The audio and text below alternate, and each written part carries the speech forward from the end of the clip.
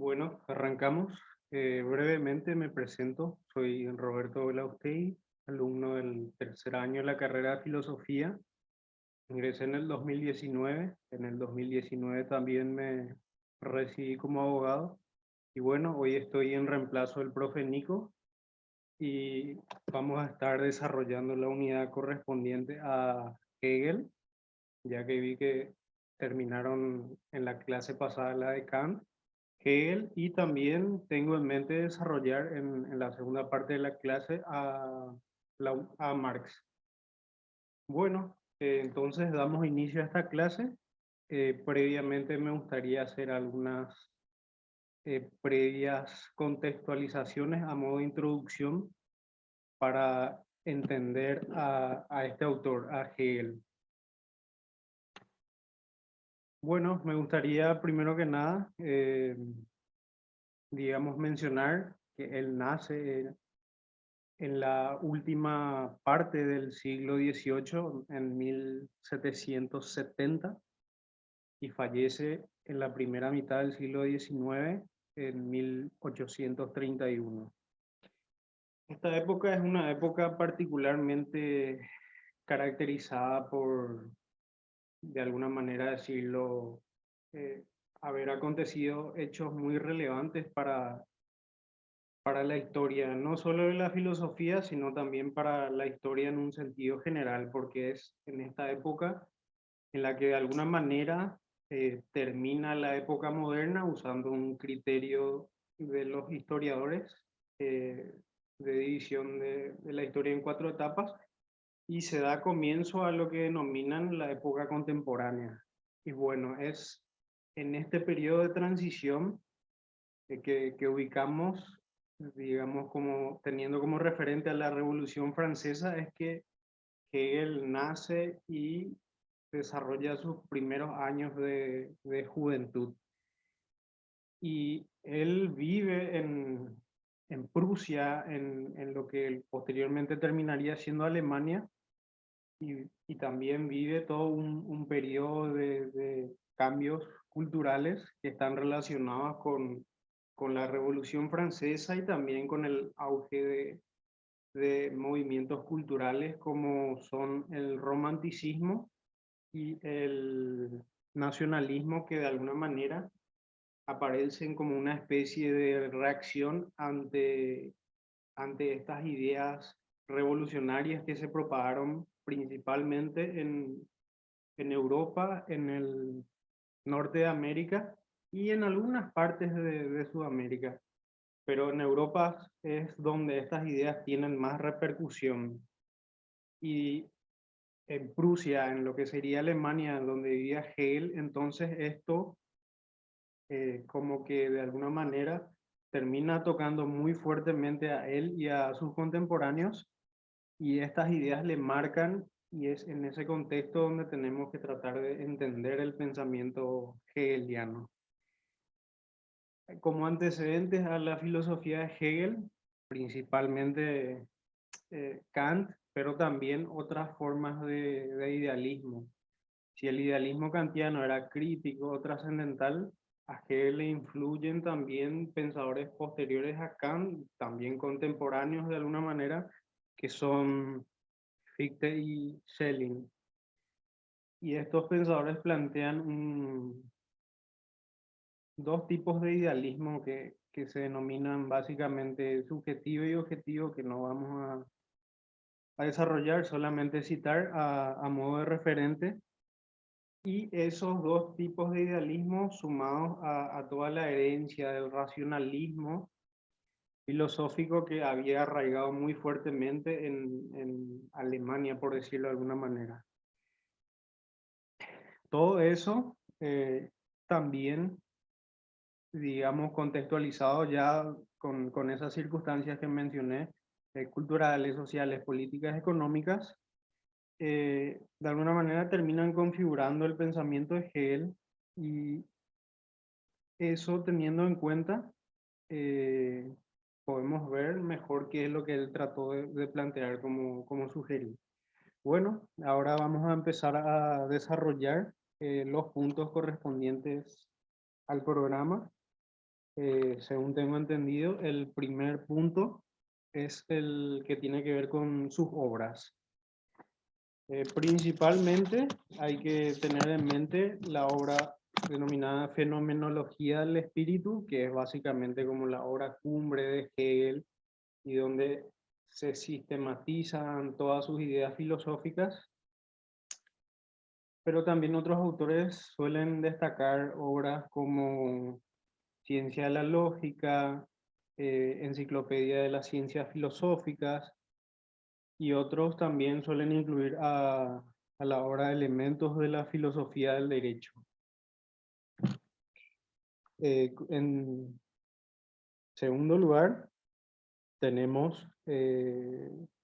punto referente a lo que en el programa se denomina, si no me equivoco, racionalismo idealista. Y a mi entender esto guarda relación con esa especie de transición del racionalismo filosófico, que también influyó mucho a pensadores como Kant, hacia el idealismo de Hegel, porque como dije, existían otros idealismos, pero en Hegel toma una nueva configuración, que es lo que se termina denominando idealismo absoluto. Básicamente,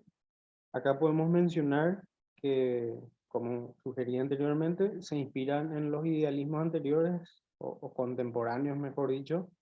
que son los de Fichte y Schelling, pero también algunos autores plantean que existe un antecedente muy remoto en la historia de la filosofía que guarda relación con Heráclito, porque básicamente tomando de los idealismos de Fichte y Schelling y sumados a la filosofía de Heráclito, Hegel desarrolla lo que se denomina básicamente la dialéctica o el método dialéctico en un sentido diferente al que era entendido en la antigüedad. En la antigüedad a la dialéctica se le entendía simplemente como una especie de arte de la conversación o argumentación. Y es esto que en un principio se aplicaba a un plano, digamos, meramente argumentativo o lógico. Es esto que Hegel agarra y toma y estira, digamos, desde el ámbito de la lógica y lo aplica para la comprensión de la realidad en sí misma. Él lo aplica como una forma de comprensión de todo lo existente, de la realidad. Y esto él lo hace de alguna manera, primeramente criticando algunos principios de la lógica y luego planteando como principios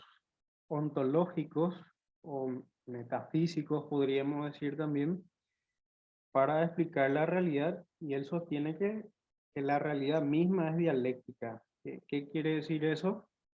Que dentro de la misma realidad existe un proceso, así como en Heráclito, un proceso de constante cambio en donde interactúan las oposiciones, en donde hay contradicción entre las cosas. Y es este proceso de constante contradicción, de lucha entre contrarios, como diría Heráclito, es el que va de alguna manera constituyendo todas las cosas. Cada cosa, dice Hegel, y lo vamos a ver más adelante, cada cosa tiene en sí misma su contradicción. Y este planteamiento es interesante porque nos sirve para entender de alguna manera no solamente la forma de lógica que plantea Hegel, sino también su ontología o metafísica o forma de comprensión de la realidad, además de alguna manera su extrapolación para la explicación de cosas como la historia misma de la humanidad. Va a terminar dando lugar a lo que vamos a estar viendo, que es una filosofía de la historia. A modo de adelanto, básicamente una filosofía de la historia sería aquella filosofía que trate entender a la historia en su totalidad y tratar de identificar, digamos, patrones y el sentido de esa historia y de alguna manera ver si esto tiene o no un orden racional, si esto tiene o no una finalidad, y Hegel va a decir que sí, que la finalidad de la historia es de alguna manera el progreso de la humanidad y también, digamos, eh, lo que vamos a estar denominando la realización del espíritu absoluto. Ahora no voy a entrar en detalles, pero más adelante vamos a estar explicando eso, simplemente a modo de adelanto. Antes de continuar con el tercer punto, voy a proyectar un poco lo que preparó el profe Nico en la plantilla para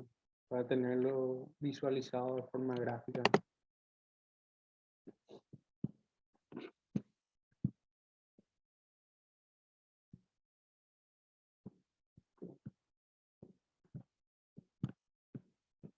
Bueno. Como tercer punto del programa, tenemos que hablar de los momentos de la dialéctica. Como mencioné, la dialéctica no solamente es un método lógico o un método de conocimiento, por decirlo de alguna manera,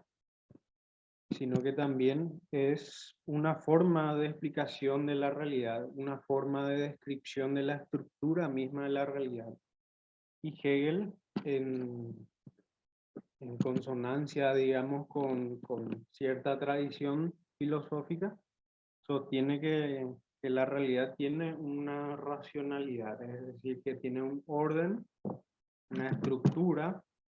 y que ese orden puede ser conocido y explicado. Y dentro de este esquema, que él plantea lo que serían la clásica división tripartita entre los momentos de la dialéctica, que son la tesis, la antítesis y la síntesis. Esto, como dije, tiene una doble connotación. Tiene una connotación, digamos, referente al conocimiento y una connotación referente a la explicación de la realidad misma. Entonces, en la primera etapa, digamos, de la dialéctica hegeliana es la de la tesis. Y la tesis básicamente consiste, en pocas palabras, en cualquier estado o situación presente de una cosa o de un concepto. Y este estado presente de una cosa, un concepto, incluso de la realidad misma, como mencioné, según el principio hegeliano, contiene de alguna manera en su seno, en sí mismo, una contradicción, que es enlazando un poco con el pensamiento aristotélico, sería como decir algo así como que algo tiene en sí mismo la potencialidad de convertirse en su contrario. Entonces, esta tesis, el estado presente de una cosa, de un concepto de la realidad misma, que contiene dentro de sí mismo su contrario, da lugar a la segunda etapa, que es la de antítesis. Y la antítesis simplemente sería la negación o contradicción de la etapa anterior, es decir, de la tesis. Y estas dos etapas en confrontación de alguna manera van a terminar dando lugar a una síntesis, a una fusión entre estas dos etapas, y esta etapa de síntesis sería básicamente una etapa así haciendo un juego de palabras, una etapa de negación de la negación, o sea, una etapa de la negación de la antítesis, para dar lugar a un nuevo estado de las cosas, que sería una especie de superación, que a su vez se convertiría en una nueva tesis. Y este proceso de tesis, antítesis, síntesis sería perpetuo, sería un reflejo de la forma en que funciona la realidad misma, porque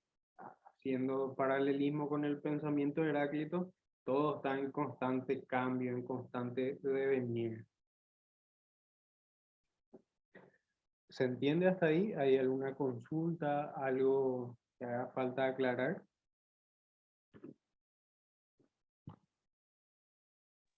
Se entiende, profe. Perfecto, cualquier cosa que no quede clara, sin problema, la vamos a estar viendo para aclararla. Porque Hegel es un autor muy pesado, muy argel, es muy ambiguo, es difícil de entenderle. Y entonces,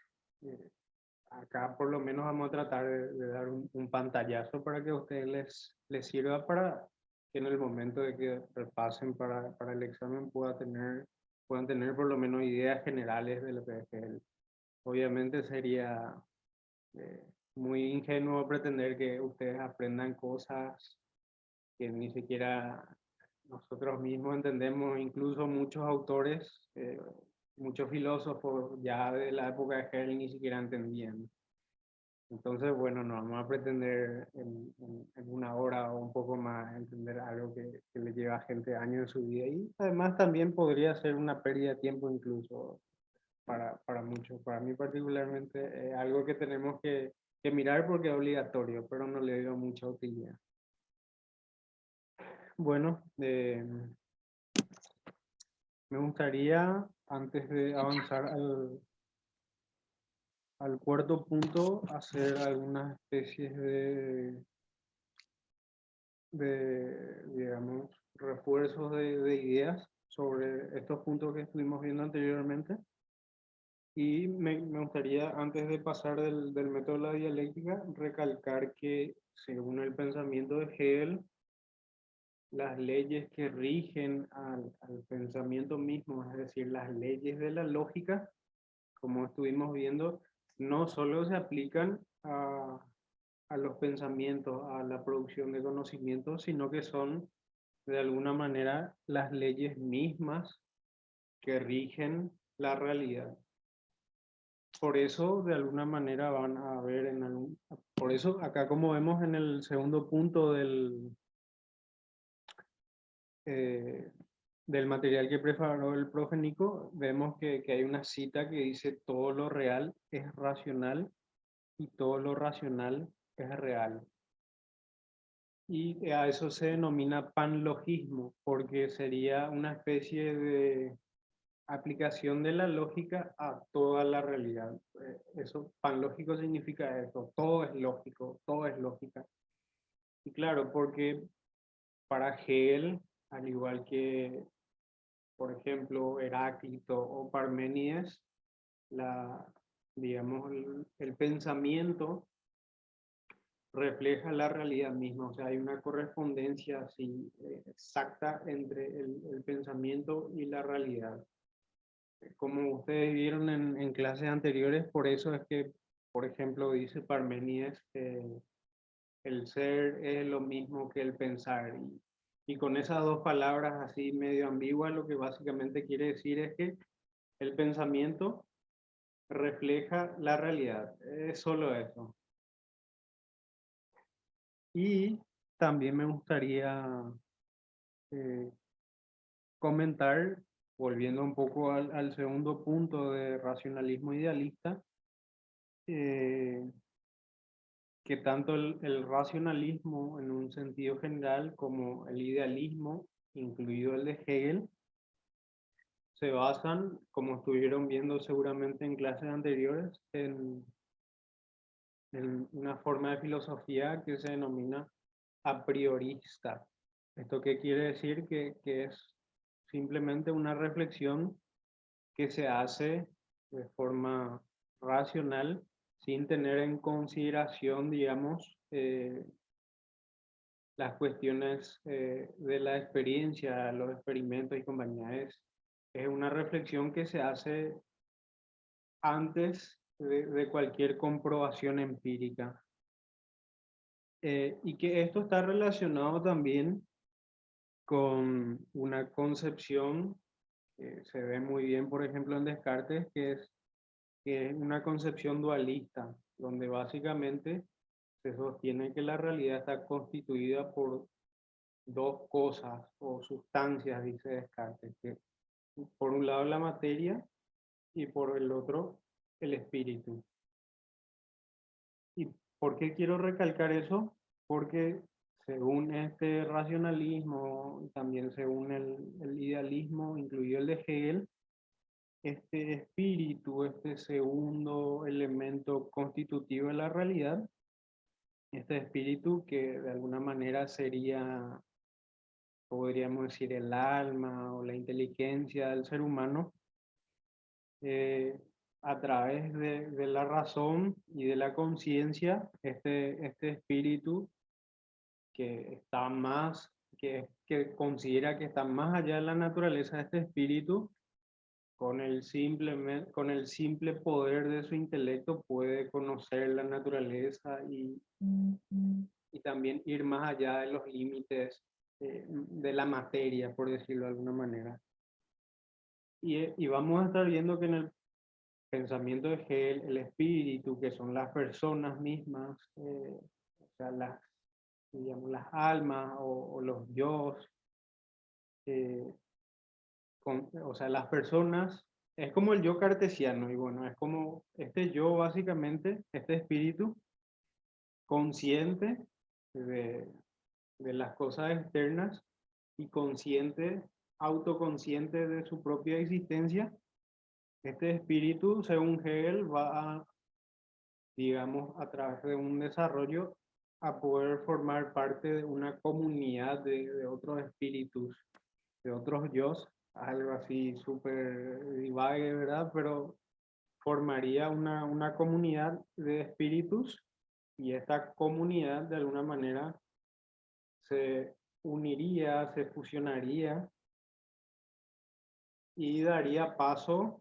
o daría lugar a lo que Hegel denomina el espíritu absoluto. El absoluto básicamente es la realidad y el espíritu es la suma, o sea, primero el espíritu serían, digamos, los yos o las conciencias individuales de las personas y el espíritu absoluto simplemente sería que algo así como que la propia realidad es consciente de sí misma a través de los espíritus individuales. Es simplemente a grandes rasgos y así burdamente lo que quiere decir que él con espíritu absoluto y al referirse que la realidad se conoce a sí misma o que es autoconsciente. Entonces, bueno, con esas consideraciones me gustaría avanzar al siguiente punto, que tiene que ver con la fenomenología del espíritu, según el programa. Nuevamente repito, si hay alguna consulta o algo, me interrumpen sin problema y la revisamos. El punto correspondiente a la fenomenología del espíritu hace referencia, como mencionamos al principio, a la denominación de la obra más importante de Hegel que sistematiza todo su pensamiento. Básicamente dentro de la fenomenología del espíritu, nos dicen los distintos autores, que el absoluto o la realidad básicamente se conoce a sí misma por medio de los espíritus particulares, en un proceso de dialéctica otra vez, digamos, a través de un proceso de evolución. Y ahí se dan, de alguna manera, tres etapas otra vez. Es como que en Hegel todo sigue la dinámica de tesis, antítesis y síntesis. Todo es así tripartito. Bueno, en este punto, principalmente hay que mencionar que dentro de la fenomenología del espíritu hay tres etapas. La etapa de la conciencia, la etapa de la autoconciencia y la etapa de razón. Esto a su vez tiene otras subclasificaciones tripartitas otra vez, pero eso no es muy relevante, así que simplemente vamos a describir brevemente en qué es lo que consisten estas tres etapas de la fenomenología del espíritu. En la primera, en la etapa de la conciencia, simplemente hace referencia a la cuestión de la sensibilidad a las percepciones inmediatas que tienen los sujetos, los espíritus, las personas particulares, que recordemos el planteamiento de Descartes y de todo el racionalismo y también del idealismo, que el sujeto se compone de materia y espíritu, o de cuerpo y alma. Y bueno, en esta primera etapa, en la etapa de conciencia, es simplemente que quiere decir que el sujeto tiene esa sensibilidad inmediata de las cosas exteriores.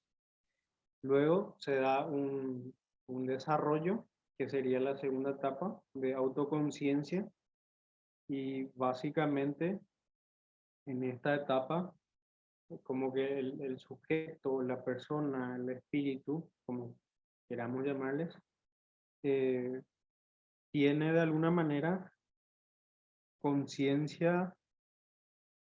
de sí mismo, o sea, autoconciencia, se reconoce como un ser vivo que tiene sensibilidad e inteligencia. Y además es en esta etapa, en la etapa de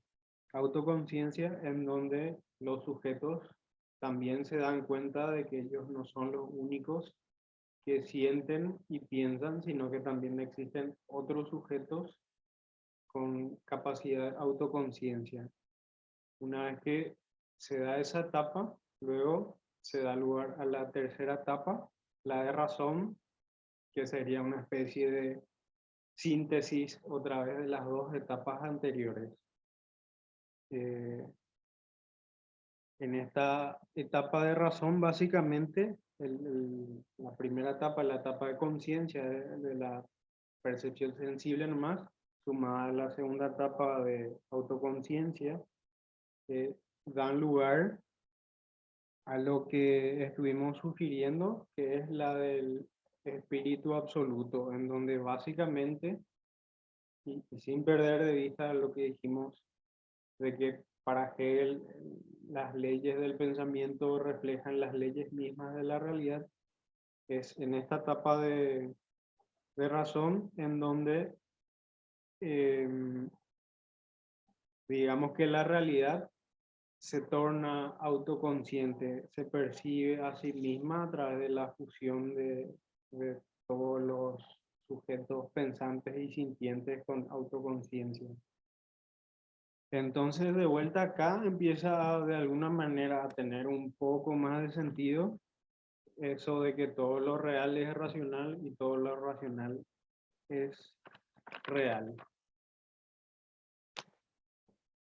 Posteriormente, tenemos que mencionar, digamos, lo que hace referencia al quinto punto del programa,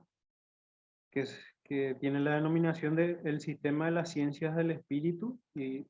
un esquema. Esto nuevamente tiene una clasificación tripartita y solamente vamos a mencionar a grandes rasgos los principales, que son básicamente la lógica, la filosofía de la naturaleza y por último la filosofía del espíritu. La lógica básicamente sería aquella disciplina o ciencia, dice Hegel, de las ideas particulares. La segunda etapa sería la de la filosofía de la naturaleza, que sería la disciplina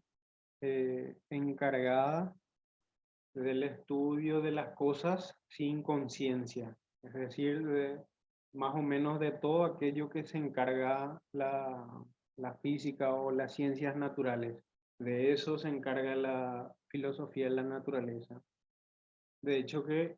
históricamente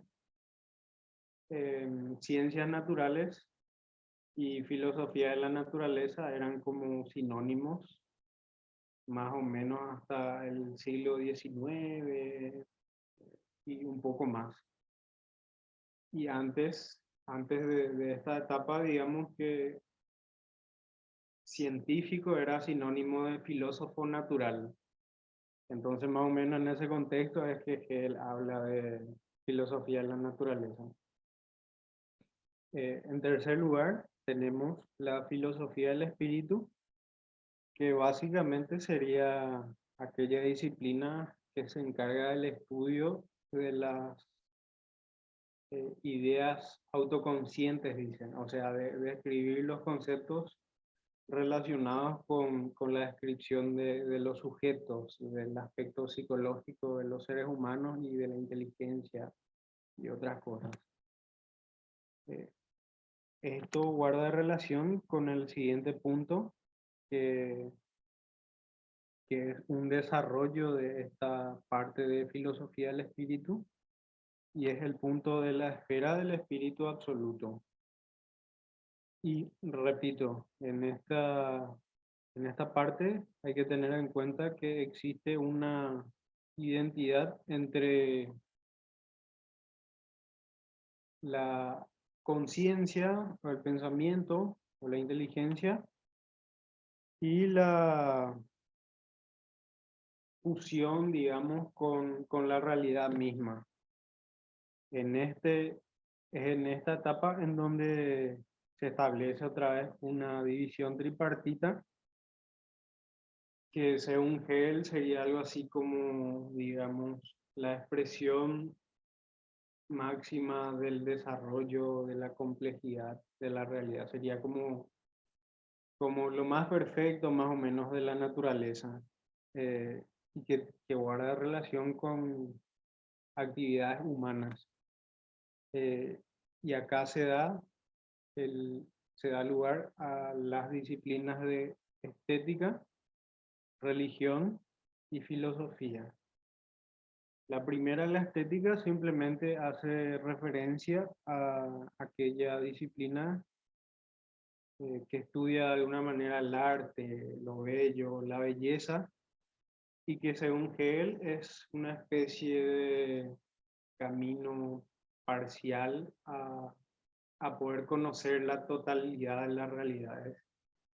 Es una especie de vía incompleta hacia el espíritu absoluto. Te repito, es la realidad, la realidad en sí misma, pero dotada de conciencia gracias a los individuos particulares. En segundo lugar, de alguna manera está la religión, y que para Hegel también es otra vía de comprensión parcial de la realidad y a través de las experiencias espirituales. Y acá se ve algo muy particular, y es que para Hegel todas las religiones al hablar de la divinidad, especialmente el cristianismo, hacen referencia, según él, a lo que vendría a ser el espíritu absoluto. O sea, básicamente así, de forma muy generalizada, podría decirse algo así como que para Hegel eh, el espíritu absoluto es Dios, más o menos. Y bueno, entonces es a través de la religión que de alguna manera se puede conocer a esta realidad, a esta totalidad. Y por último, hay la vía privilegiada, según Hegel, que es la de la filosofía, en donde básicamente esta realidad, este espíritu absoluto, se piensa a sí mismo como idea, se representa a sí mismo como concepto y volviendo a la cuestión de la identificación entre pensamiento y realidad. Entonces, algo así como que las ideas serían cosas existentes así a lo Platón más o menos. Entonces, en este lugar,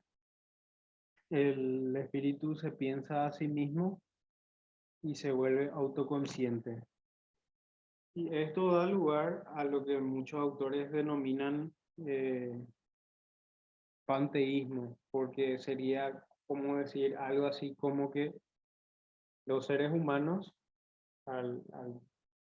digamos, ir más allá de sus limitaciones corporales, por medio de su intelecto, por medio de su razón, eh, y al reunirse y fusionarse en una realidad, se vuelven como partes de la divinidad. Entonces, de ahí la denominación de panteísmo. Panteísmo sería básicamente decir que todo es divino, que hay divinidad o principio de divinidad en todas las cosas constitutivas de la realidad. Y es algo que se ve especialmente en algunos presocráticos, ¿verdad? Por ejemplo, en Tales de Mileto. Y bueno, es posteriormente a esta etapa de la filosofía en la cual de alguna manera se alcanza algo así como la cumbre del pensamiento y se alcanza a comprender toda la realidad y de alguna manera a tener contacto y fundirse con esa divinidad. Luego tenemos el siguiente punto que hace referencia a la concepción de la historia según Hegel y la evolución de la libertad, eh, según este punto. Nuevamente, si hay alguna consulta, si algo no quedó claro, podemos revisar eso ahora. Me dicen y sin problema vemos.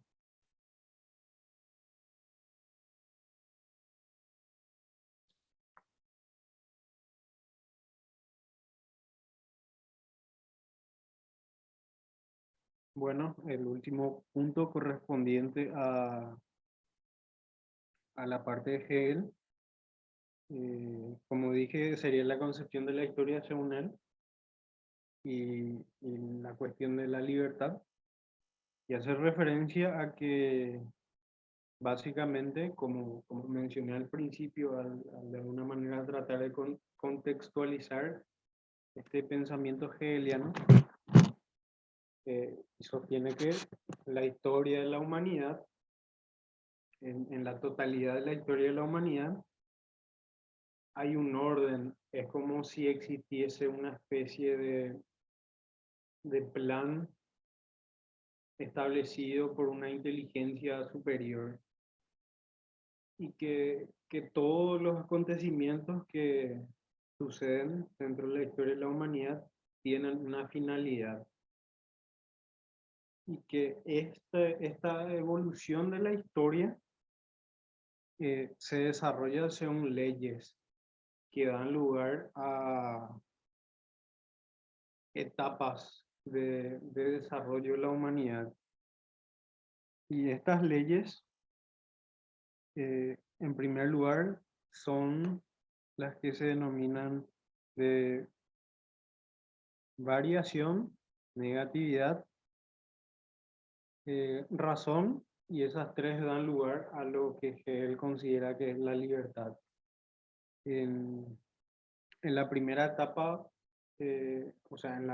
digamos que la primera ley que rige a la historia de la humanidad según él,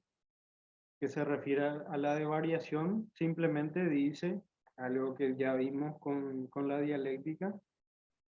dice que siempre hay cambio. Es como el perpetuo devenir de Heráclito. Dice que en la realidad todo es cambio. Y luego la segunda ley de negatividad guarda relación nuevamente con la dialéctica y dice que en cada etapa hay una contradicción y esta contradicción de alguna manera implica una destrucción, un cambio, una disolución de cosas. Y que estas dos etapas sumadas dan lugar a la etapa de razón, y que esta etapa simplemente dice que la historia de la humanidad se desarrolla primero en los individuos, en los espíritus, en los yos, por decir de alguna manera. Y es en esta etapa en donde, gracias a la conciencia de los sujetos particulares, eh, se puede entender la realidad en sí misma, y que esta realidad da lugar a nuevamente lo que dijimos, el espíritu absoluto. Y esto de la razón, por último, da paso a la cuestión de la libertad, que según el planteamiento de Hegel es simplemente eh, la conciencia de la realidad misma, y que esa conciencia de alguna manera da el atributo de libertad,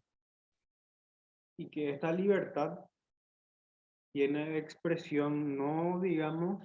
eh, a través de la actividad de los sujetos particulares, sino a través de las creaciones que podríamos denominar actualmente culturales. Y en el pensamiento de Hegel, principalmente algo así como la cumbre de la cultura sería la organización del Estado. Y eso también guarda relación con la forma de hacer filosofía de Hegel, porque él, al construir un sistema, no solamente, digamos, trata de explicar la realidad o la naturaleza, sino también trata de explicar, aparte de la historia de la humanidad, el funcionamiento mismo de las sociedades particulares. Y esto tiene relación con lo último que vamos a ver, que sostiene que la historia hay un avance hacia esa libertad, y que hay tres etapas de la humanidad. La primera sería una etapa de infancia o niñez de la humanidad, que él la ubica dentro de Oriente, en donde sostiene que uno solo es el libre. Sería el rey, el faraón, eh, el sumo sacerdote, o cualquiera que de alguna manera sea la máxima figura dentro de dentro de un grupo humano, dentro de una sociedad políticamente organizada. En segundo lugar está la etapa de juventud o adolescencia de la humanidad, y sería Occidente. Y Hegel considera que esta juventud de la humanidad se da principalmente en Grecia y Roma, en donde solamente algunos son libres. Y por último, dice Hegel, eh, se concreta la libertad en su máxima expresión en los pueblos germánicos, es decir, en lo que posteriormente sería Alemania, y en la época de Hegel, Prusia. Entonces él considera que Prusia representa, a través de su Estado y de la organización de su sociedad, digamos, la cumbre de la humanidad, y que acá la humanidad alcanza su madurez plena, y él, así con toda la modestia del mundo, dice que ellos son los más avanzados de la humanidad, y que él es así como una especie de profeta que a través de su sabiduría viene a revelarle a los demás eh, eso. Y bueno, así básicamente cubrimos todos los aspectos correspondientes según el programa, a la filosofía de Hegel. Y me gustaría hacer una pausa de 10 minutitos para tomar un descanso, eh, tomar algún café, comer algo y después volver.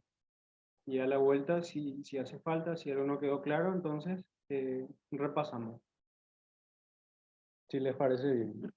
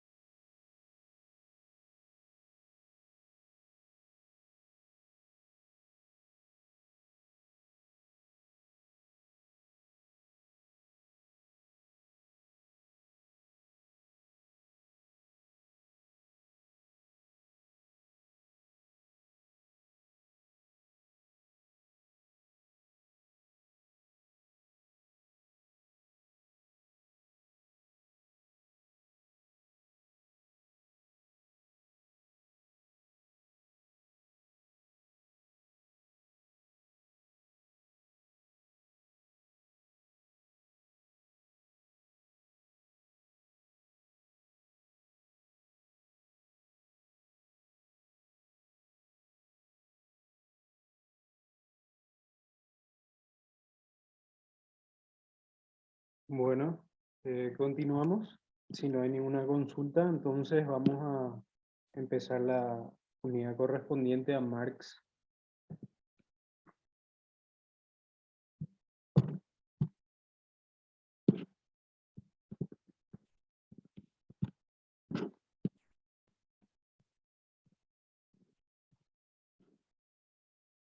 Me gustaría tener, antes de pasar a la presentación correspondiente de Marx, tener presente esta última parte de, de lo que el profe Nico anotó sobre Hegel, que según el programa que estuve mirando no está incluido, de repente sí me corrigen, pero me gustaría comentar brevemente esta parte a modo de introducción del pensamiento de Marx también. Básicamente este punto del post-hegelianismo, muerte del pensamiento hegeliano, se habla de que esto se debe por influencia de la decadencia del pensamiento hegeliano y también por todas las críticas que sufrió y además por el auge de otras corrientes filosóficas,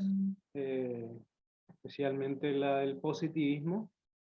y también vamos a estar viendo con Marx la del materialismo y en cierta forma la del vitalismo, que tiene relación con filosofías como la de Nietzsche y otros autores que van a estar viendo más adelante. Bueno, básicamente se habla de derecha e izquierda hegeliana primero en un sentido, digamos, puramente académico y después en un sentido político, eh, haciendo referencia a una especie de progresistas y conservadores, en el sentido de que los de la derecha hegeliana serían aquellos, digamos, que se mantuvieron fieles al pensamiento del maestro, a conservar las ideas de Hegel así tal cual estaban, en un sentido filosófico, y también a aquellos que en política conservaban posiciones más tradicionales, justamente más conservadoras, a diferencia del otro grupo, el de la izquierda hegeliana, que en esos dos sentidos, académico y político, serían como progresistas. Es en esta ala en donde aparecen algo así como discípulos de Hegel que de alguna manera empiezan a contradecir al maestro y hacen como reformas en su filosofía, y también en un sentido político, como que dentro de la situación de Alemania, perdón, de lo que sería Alemania en esa época, la de Prusia, políticamente serían como más demócratas o liberales o incluso socialistas en comparación a otros discípulos de Hegel, de diseño político conservador. Entonces, a Marx se le suele ubicar dentro de la izquierda hegeliana en ese doble sentido también, en el sentido de agarrar y modificar, digamos, la filosofía de su maestro y también en el sentido de plantear ideas consideradas progresistas, primero socialistas y posteriormente comunistas. Bueno, eh, entonces, bueno, le tenemos a Marx. Él nace ya durante el siglo XIX y a él le toca vivir también una época de grandes cambios sociales, políticos y económicos, especialmente reflejados por todas las transformaciones producidas por la revolución industrial, con todos sus aspectos positivos, con todos los beneficios que eso implicó, por lo menos a cierta parte de la humanidad, y también con todas las cuestiones negativas relacionadas con las explotaciones laborales, con el sufrimiento y el dolor humano que implicó esa primera etapa de transición, de digamos, finales de la modernidad a principios de la contemporaneidad, y el paso digamos, que no se dio de forma lineal, sino que fue algo como diverso o heterogéneo en distintos lugares, el paso de modelos sociopolíticos y económicos feudalistas a modelos políticamente hablando, digamos, primero basados en monarquías y después en repúblicas, y económicamente en modelos directamente capitalistas. Es en este contexto, digamos, de grandes cambios y sumado a otras influencias culturales, recordemos lo mismo que dijimos en Hegel, que principalmente en Europa empezaba a tener como una expansión de todas estas ideas revolucionarias surgidas con la Ilustración, también de alguna manera sumándole ya al pensamiento hegeliano, la influencia del idealismo hegeliano, el idealismo absoluto, eso también con cuestiones culturales relacionadas, como dijimos con Hegel, del romanticismo, también del nacionalismo, y también no solo en el aspecto tecnológico relacionado con la revolución industrial, sino con su fundamento, con el auge del conocimiento científico, que posteriormente iba a dar paso a lo que se conoce como positivismo, que van a desarrollar en la unidad siguiente a esta, si no me equivoco, en donde se tiene como referente al,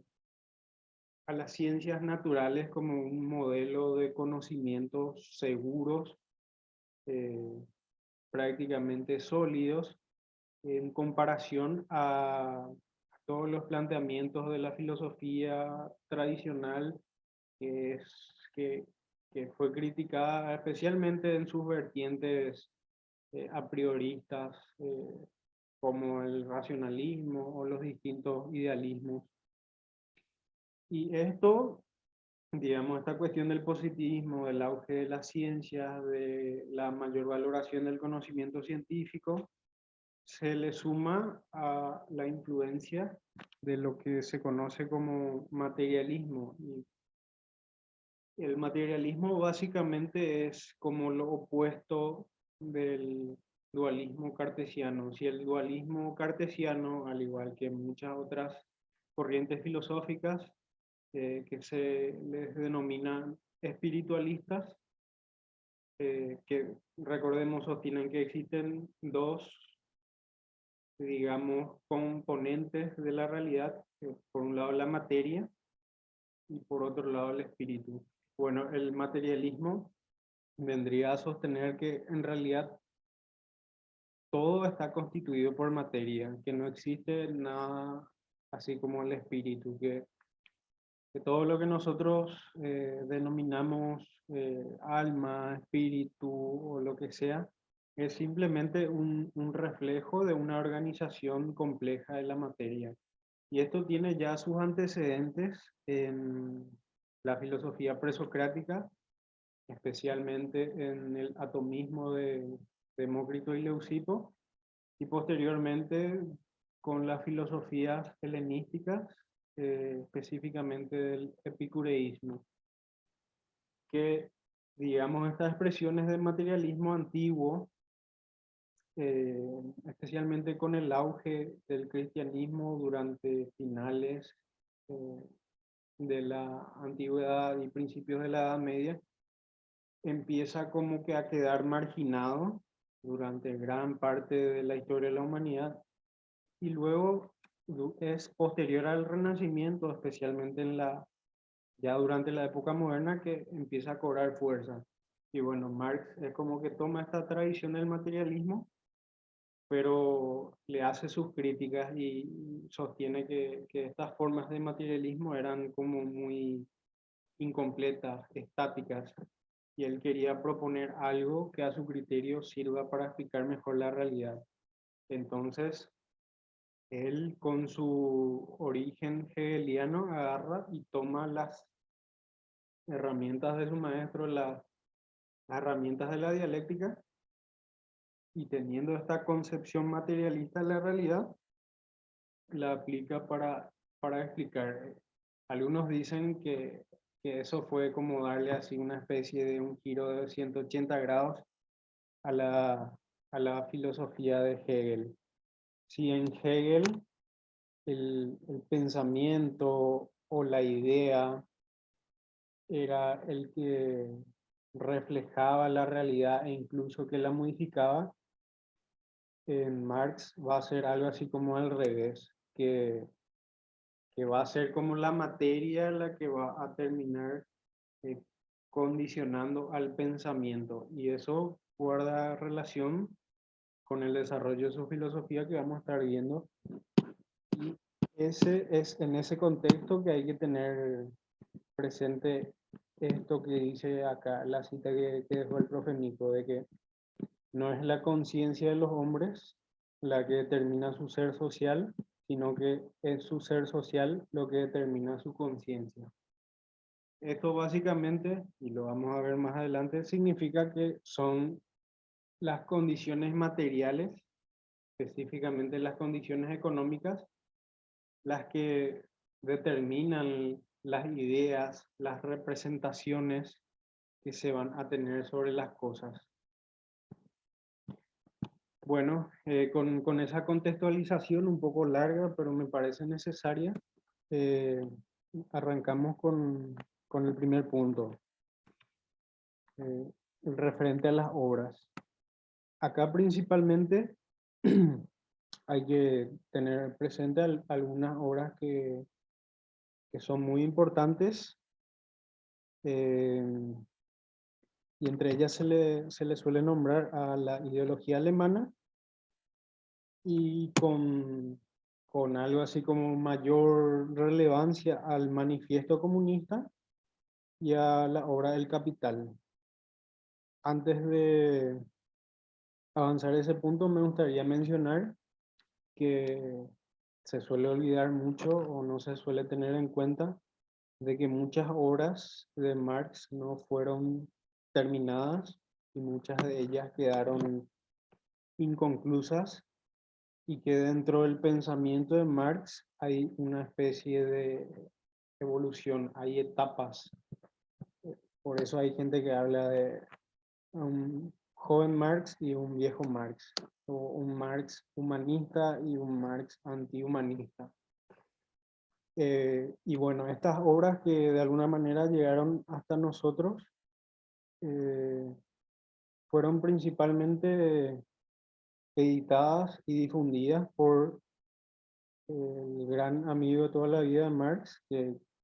guarda relación con el siguiente punto, que fue Engels. Y para no extenderme en cuestiones biográficas, simplemente me gustaría hacer un pequeño resumen y decir que Marx y Engels se conocen en París, que Engels provenía de una familia de industriales de, que poseían fábricas textiles y que una vez que ellos entablaron amistad, esto duró durante el resto de toda la vida de ambos. Y Engels le sobrevivió a Marx y se encargó de, como dije, editar y difundir su obra y principalmente, de alguna manera, podríamos decir, construir una doctrina. Eso sumado a todos los aportes de los seguidores anteriores. Eso básicamente vendría a decir algo así como que el marxismo, en el sentido que se suele entender por lo general, esa forma de doctrina o sistema filosófico se debe más a Engels y los seguidores posteriores de Marx que al propio Marx.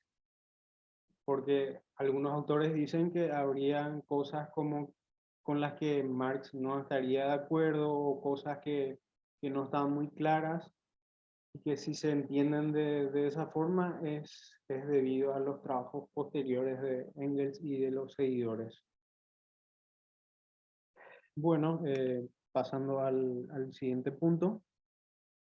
referente al materialismo y las fases de la dialéctica. Esto nuevamente teniendo en consideración todo lo que mencionamos sobre Hegel y para no repetir nuevamente lo que estuvimos diciendo, simplemente recordar que esta dialéctica está constituida por 3 etapas y que la dialéctica no solamente es una herramienta, digamos, lógica, apta o útil para el conocimiento, sino también una herramienta de alguna manera para tratar de comprender la realidad. Entonces, acá tenemos, repito, la cuestión de la tesis, la antítesis y la síntesis. Y de esto, luego se le suma la concepción de que ya vimos en Hegel, de que todo es cambio, de que todo es devenir. Y es esto lo que se denomina en Marx, o lo que los autores interpretan que se denomina a partir del pensamiento de Marx como materialismo dialéctico. La noción de que la realidad constituida por materia puede ser comprendida utilizando la dialéctica hegeliana y de alguna manera la concepción de que la realidad se rige por la dialéctica misma. Eso, ese materialismo dialéctico, ese mismo método, se aplica, digamos, también a la comprensión de la historia de la humanidad misma. Aunque algunos autores recalcan de que, según Marx, esta distinción entre materialismo dialéctico y materialismo histórico no es algo así súper tajante. Pero bueno, volviendo a la cuestión del materialismo histórico, básicamente acá se concibe a la historia como regida por ese constante cambio, constante devenir, por esa constante oposición o contradicción o lucha entre contrarios, que es lo que se enlaza en el pensamiento de Marx con la cuestión sociopolítica. Y es acá donde básicamente se entiende de que a lo largo de la historia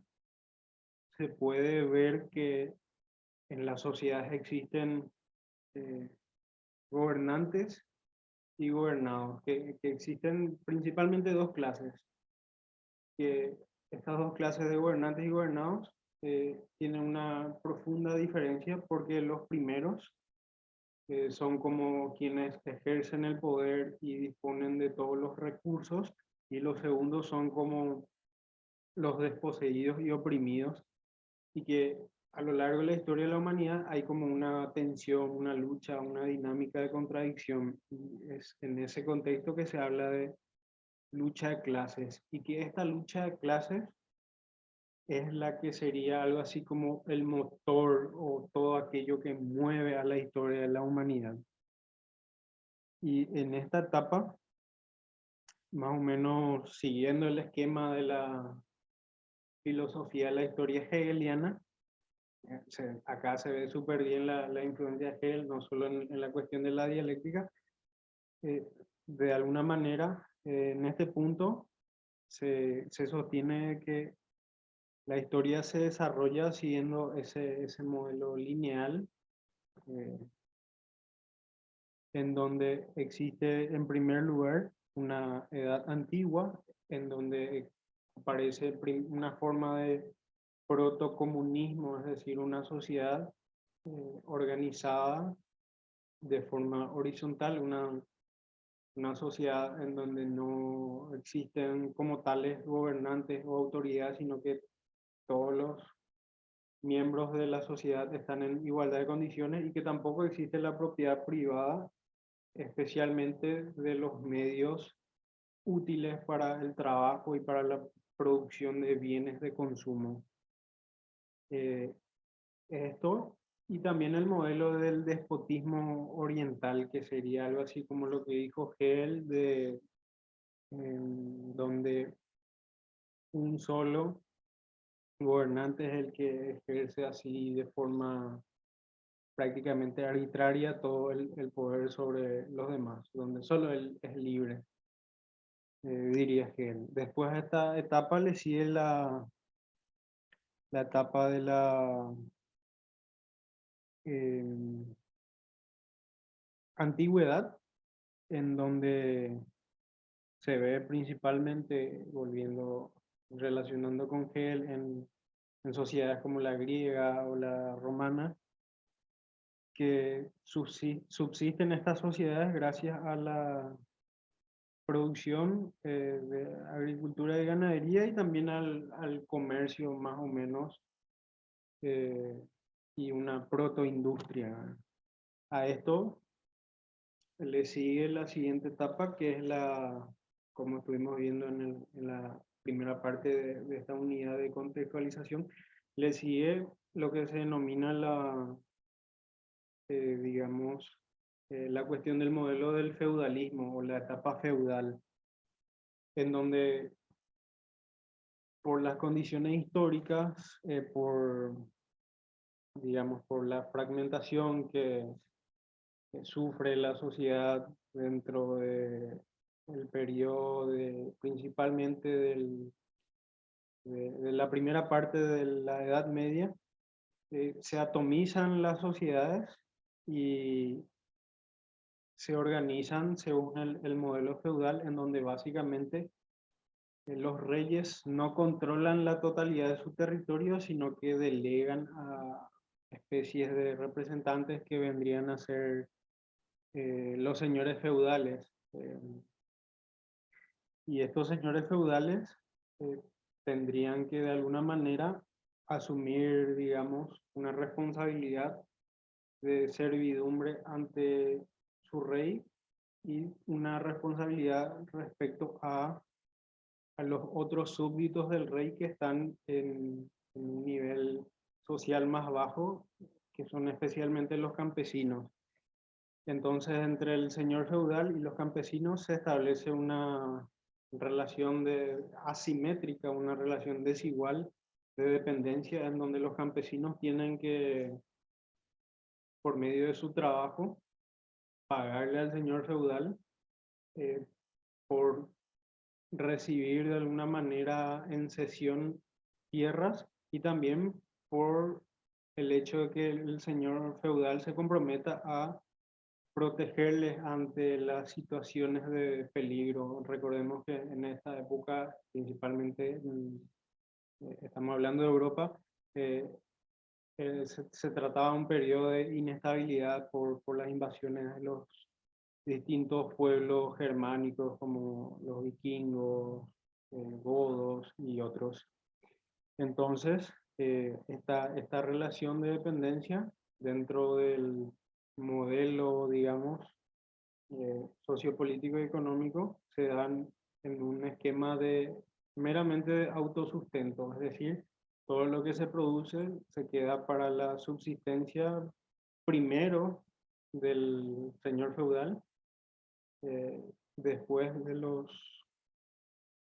siervos, de los campesinos, de los otros ciudadanos.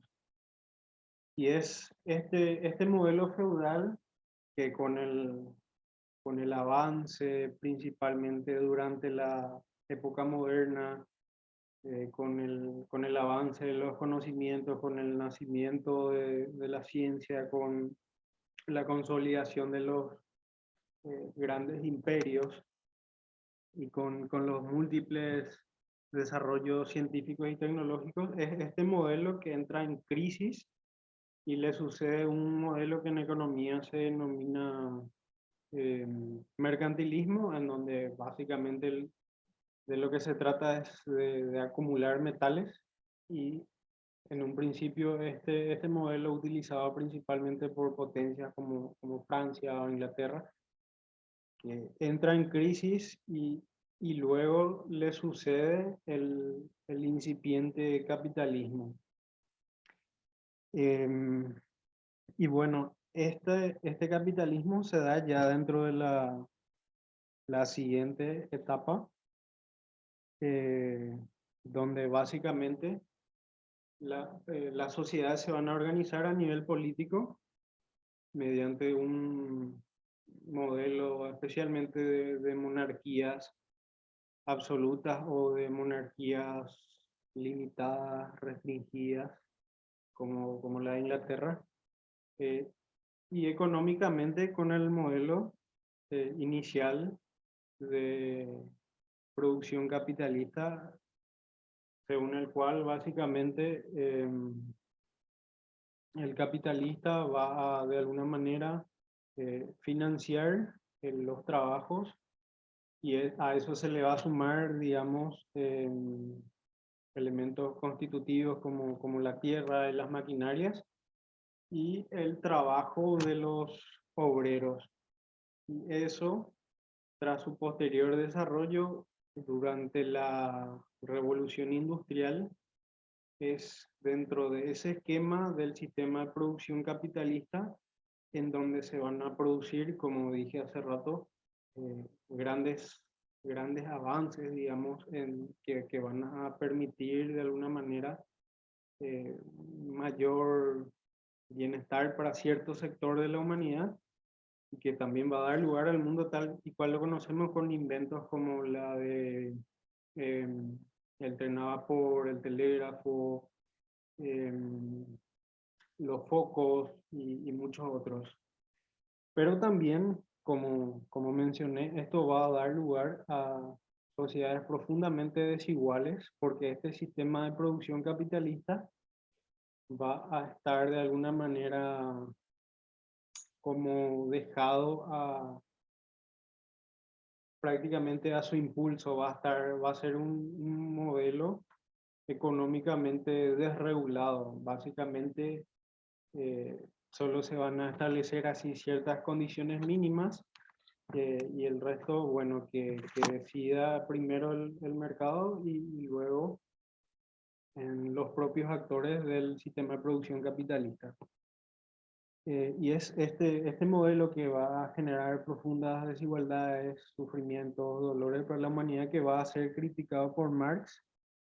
y es en este lugar de alguna manera, por decir así, que Marx primero va a plantear un modelo sociopolítico y económico que va a ser el socialismo, pero un socialismo de alguna manera diferente a los que estaban siendo planteados en esa época. Ya él le va a denominar al socialismo que él lo trabaja como un socialismo real o científico. Y eso va a estar relacionado mucho con el auge del positivismo, porque recordemos, de alguna manera de lo que se va a tratar es de fundamentar las ideas a través de los conocimientos científicos. Entonces, de ahí la etiqueta de socialismo científico, frente a otra forma de socialismo que Marx denomina utópicos por ser así meramente especulativos o ingenuos a su criterio. Y este socialismo real como primera etapa hacia una evolución que daría, así como en Hegel, en la concepción de la filosofía de la historia de Hegel, que daría lugar a la última etapa de la humanidad, que sería la del comunismo, en donde básicamente, así como dentro del esquema dialéctico hegeliano, donde todos estos elementos contradictorios van a ser superados. Y el comunismo sería aquella etapa final de la humanidad en donde básicamente desaparezca toda la estructura estatal, en donde ya no existan autoridades o gobernantes como tales, y en la que todos los seres humanos estén en condiciones de igualdad y a través de su buena voluntad empiecen a cooperar entre sí y que utilicen los medios de producción que en el capitalismo eran propiedad privada de los capitalistas, que estos medios de producción para la obtención de bienes de consumo sean propiedad comunal. Entonces, así brevemente haciendo ese bosquejo del comunismo, que por más de que históricamente mucho se haya hablado de él, no, no fue algo que Marx lo haya trabajado en detalle. Hay así breves esbozos en ciertas partes del manifiesto comunista y en ciertos manuscritos como lo de París, pero no hay así una receta como tal de cómo se supone que se va a regir una sociedad comunista. Eso es algo que se encargaron de describir ya de alguna manera Hegel y posteriormente los seguidores de Marx, que consolidarían las distintas vertientes del marxismo tal y cual lo conocemos actualmente. Antes de avanzar al cuarto punto, me gustaría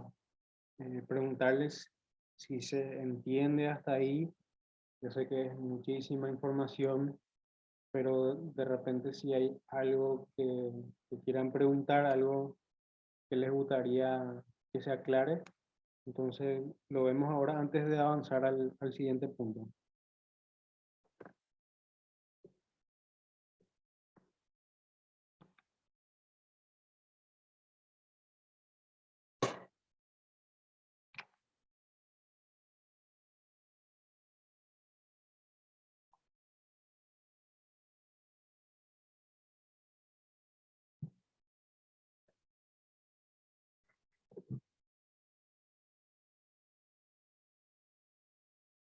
Bueno, el cuarto punto es el correspondiente, según el programa, ¿verdad? Es correspondiente al de la infraestructura y la superestructura. Eh, para no extendernos mucho y hablar simplemente así a grandes rasgos, lo que se puede decir referente a estos dos puntos es que eh, esto está muy relacionado con el materialismo de Marx y con su concepción de las cosas. Eh, y básicamente la infraestructura sería, serían todas aquellas condiciones materiales, principalmente económicas, que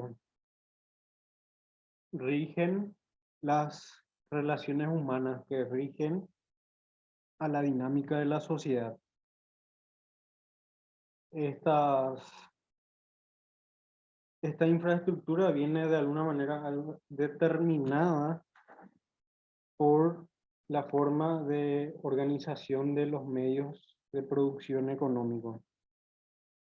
Porque esto, entendiéndolo dentro del esquema principalmente capitalista, vendría a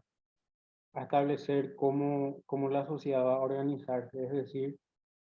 eh, quiénes son aquellos que van desde posiciones dominantes, van a regir la sociedad y quienes van a estar de alguna manera sometidos dentro de esta dinámica. Entonces la infraestructura viene determinada por las condiciones materiales y es sobre esta infraestructura que se construye lo que Marx denomina superestructura. Y este término a grandes rasgos se utiliza para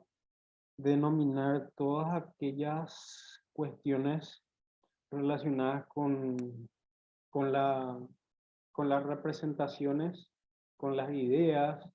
con las concepciones de la cultura que se tienen con respecto a la sociedad. Es en esta superestructura en donde básicamente van a constituirse, digamos, todos los esquemas eh, de alguna manera terminan por definir esa base ya asentada por la infraestructura, y es acá en donde van a aparecer las configuraciones visibles de, de los aspectos políticos, jurídicos, religiosos, eh, filosóficos y demás,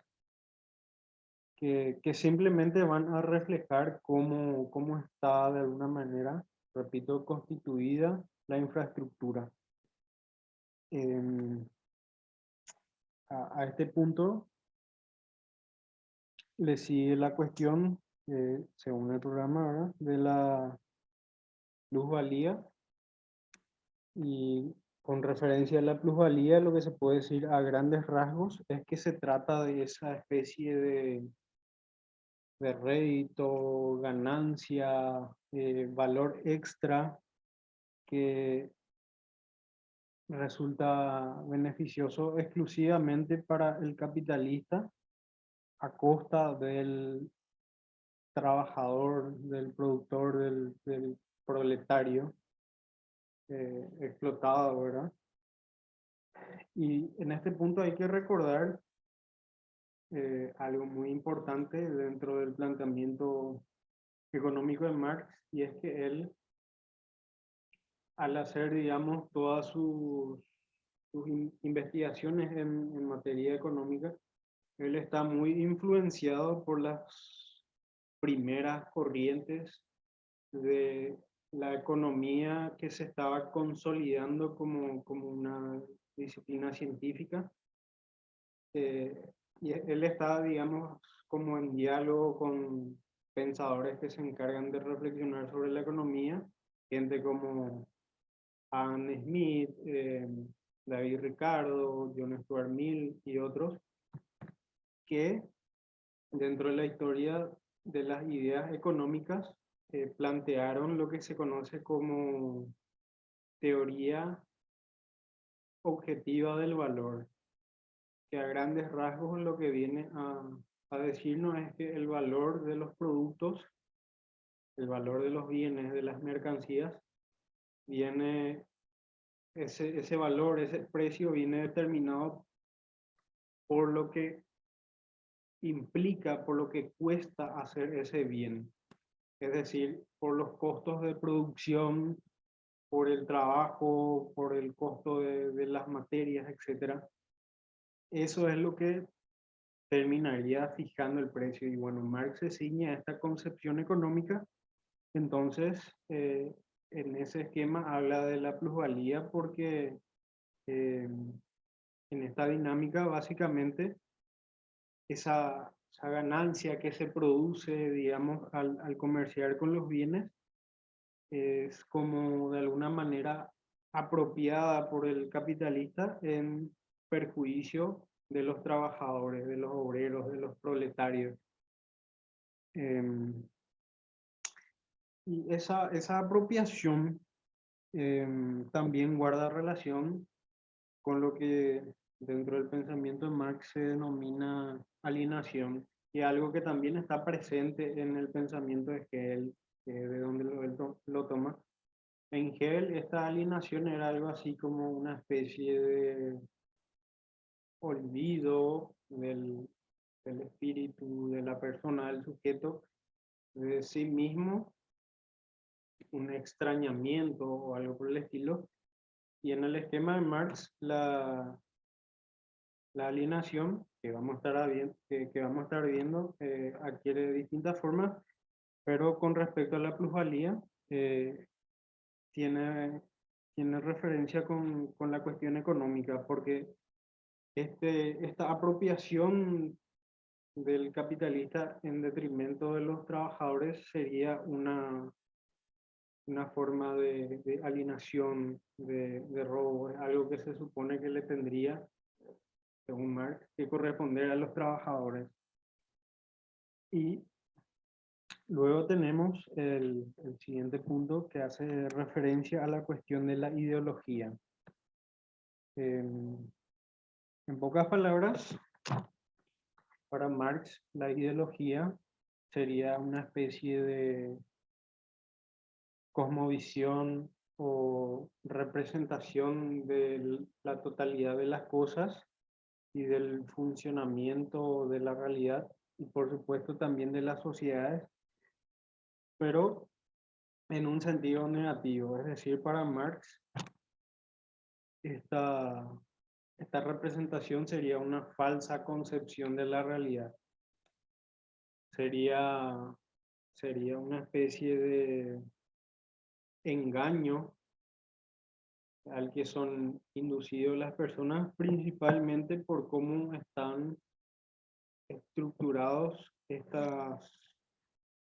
relaciones sociales que vienen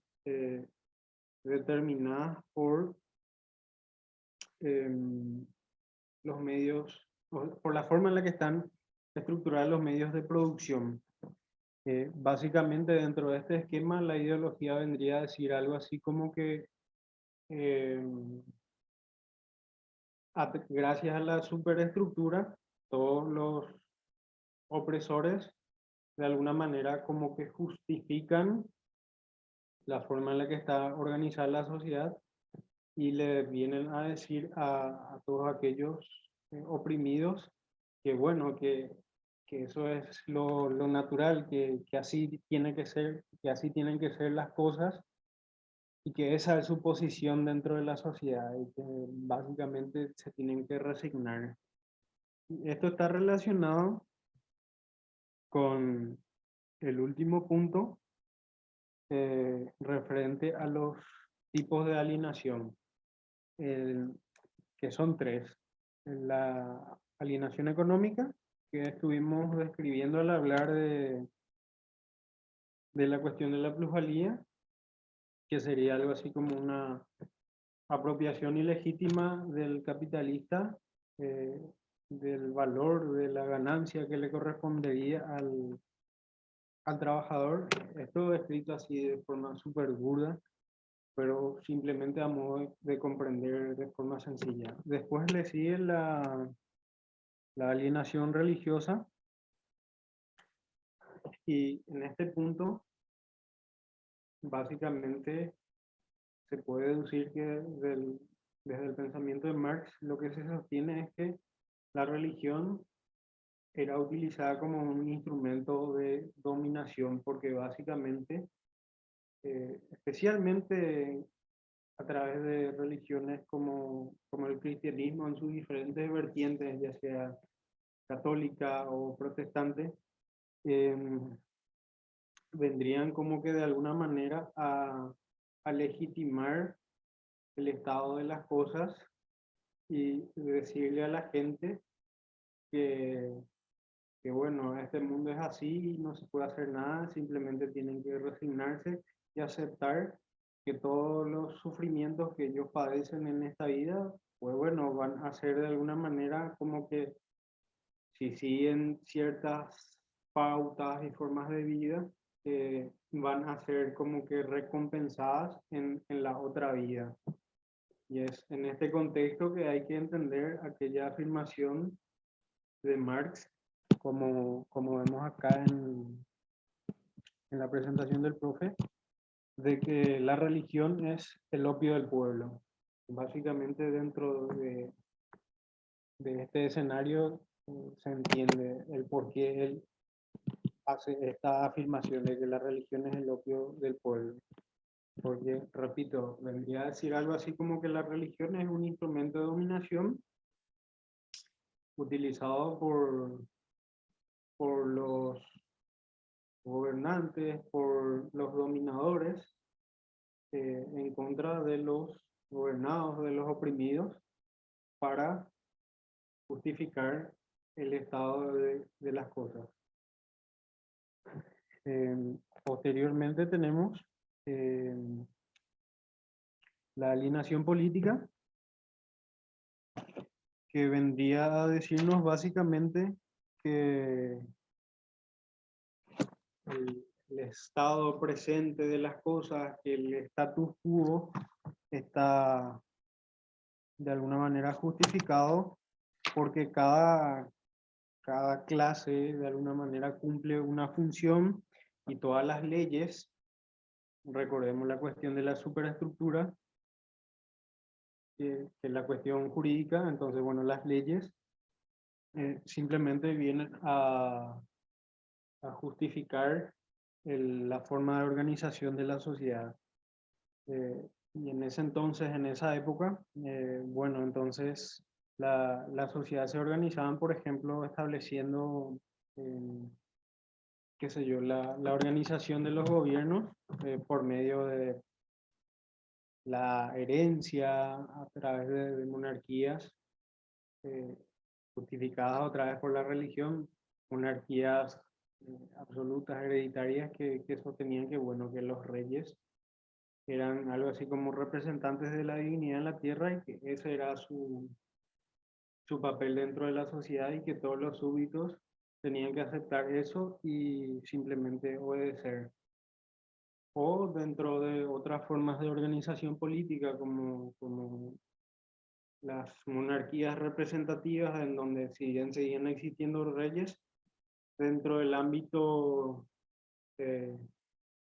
parlamentario o legislativo, de alguna manera los ciudadanos, los pocos ciudadanos que tenían la posibilidad de participar en la toma de decisiones, lo hacían siguiendo un esquema de organización política en donde, por ejemplo, solamente los propietarios o los varones mayores de tal edad tenían derecho al voto y que participaban en la elección de representantes que a su vez tomaban de alguna manera en concordancia con los monarcas, tomaban las decisiones de cómo tendría que organizarse la sociedad. Y bueno, la alienación política sería simplemente, en pocas palabras, eso, la justificación de la forma de organización política de la sociedad. Y que por supuesto todo esto sería básicamente criticado por Marx y a lo cual él opondría su planteamiento social, político y económico, como mencioné brevemente, primero a través de la articulación del socialismo real, que de alguna manera tenía y sigue teniendo actualmente como principio fundamental la reivindicación de la sociedad, eh, sumado a otros componentes de la filosofía política de Marx en su articulación del socialismo, como lo son elementos eh, como la dictadura del proletariado o eh, la conquista del poder político, el acceso a los espacios de poder a través de esta dictadura del proletariado, en donde todo lo que históricamente fueron los desposeídos, los oprimidos, los proletarios, los trabajadores, se organizarían tomando conciencia de las condiciones eh, lamentables en las que vivían y se organizarían políticamente y tomarían el poder y dentro de este espacio de poder que sería el Estado empezarían a establecer, digamos, medidas sociales, políticas y económicas para hacer una transición a la sociedad comunista. Es dentro de esta etapa socialista, la primera etapa, en donde se empezarían, por ejemplo, a nacionalizar propiedades privadas eh, que hacían a los medios de producción capitalistas y se pondrían de alguna manera como a ser regidas, dirigidas por los propios trabajadores. Eso sumado a otras medidas como eh, relacionadas con la escolarización y otras que no estoy recordando ahora mismo, para luego de alguna manera a través de la educación y al nivel de la superestructura, usar esto a favor, digamos, de los proletarios y empezar a difundir estas ideas socialistas y preparar a la sociedad para transicionar a la siguiente etapa, a la etapa del comunismo, en donde básicamente esta, como mencioné hace rato, esta estructura estatal sería disuelta, en donde desaparecería el Estado como tal y en donde también de alguna manera todas las propiedades privadas, todos los medios de producción serían socializados o comunalizados, quedarían a cargo de todos los ciudadanos que en igualdad de condiciones y a través de, como dije hace rato, a través de su buena voluntad decidirían cooperar entre sí para organizar la economía y luego la política de la sociedad. Repito, esto no es algo que fue así desarrollado principalmente hago referencia a la cuestión del comunismo, no fue desarrollado así con una receta, no hay un plan así de cómo se supone que se va a organizar la sociedad comunista, hay trazados, hay esbozos que luego fueron desarrollados por seguidores de Marx, principalmente después de los trabajos de Engels y con los socialistas que formarían parte de lo que luego fue la Unión Soviética y muchas otras corrientes que toman, digamos, todo este conjunto de ideas y los articulan dentro de una doctrina sociopolítica y económica. Y bueno, así a grandes rasgos tenemos concluido todo lo que corresponde a la unidad referente a Marx. Si es que hay alguna consulta, duda, si algo no quedó claro, la podemos evacuar ahora.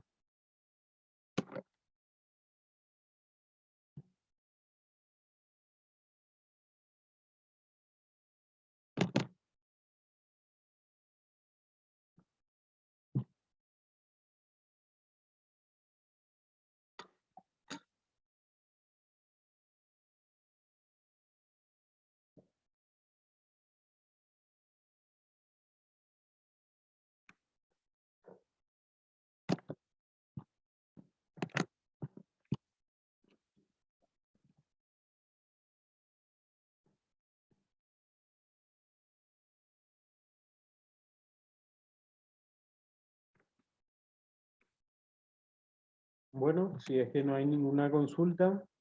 de alguna manera, si por lo menos algo de todo lo que estuvimos desarrollando de estos pensadores quedó claro, pues entonces me parece que cumplimos con la tarea. Entonces, de esta manera me gustaría dar por concluida la clase y muchas gracias por su atención. Cualquier cosa a las órdenes. Hasta luego. Dale, profe, gracias.